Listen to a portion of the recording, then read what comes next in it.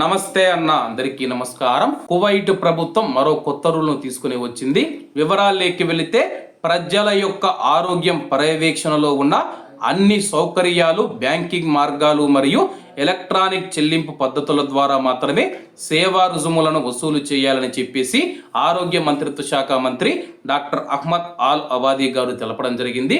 ప్రస్తుతం కువైట్లో మనం చూసుకుంటే ప్రజలతో నేరుగా సంబంధాలు ఉన్న సేవలు ఏవైతే ఉన్నాయో అవి కటింగ్ షాపులు కావచ్చు, సెలూన్ షాపులు కావచ్చు, బ్యూటీ పార్లర్లు కావచ్చు, క్లినిక్లు ఏవైతే ఉన్నాయో నేరుగా ప్రజలతో వాళ్ళు సంబంధాలు కలిగి ఉంటారు. కాబట్టి అటువంటి వారు డబ్బులు స్వీకరించాలంటే కానీ ఇక పైన ఆన్లైన్ ద్వారా మాత్రమే చెల్లించాలని చెప్పేసి ఆరోగ్య మంత్రిత్వ శాఖ మంత్రి గారు కీలక ప్రకటన చేశారు.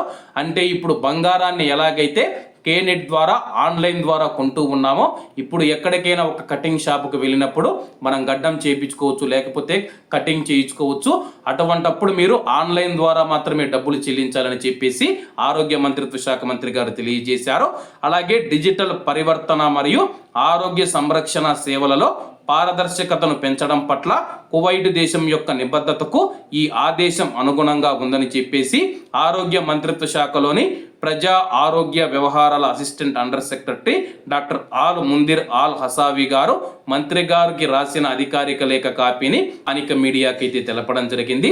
ప్రస్తుతం మనం చూసుకుంటే కానీ కువైట్లో ఉన్న ఆరోగ్య సంస్థలు కానీ పురుషులు, మహిళలు మరియు పిల్లల కోసం పనిచేస్తూ ఉన్న సెలూన్లు, స్పోర్ట్స్ క్లబ్లు, ప్రైవేటు నర్సరీలు, ప్రైవేటు శిక్షణా సంస్థలు, ప్రజా ఆరోగ్య పురుగు మందుల దిగుమతి, ఎగుమతి మరియు నిల్వలలో పాల్గొన్నవి ఉన్నాయని చెప్పేసి ప్రస్తుతం కువైట్లో ఈ రూల్ అమల్లోకి వచ్చిందనమాట.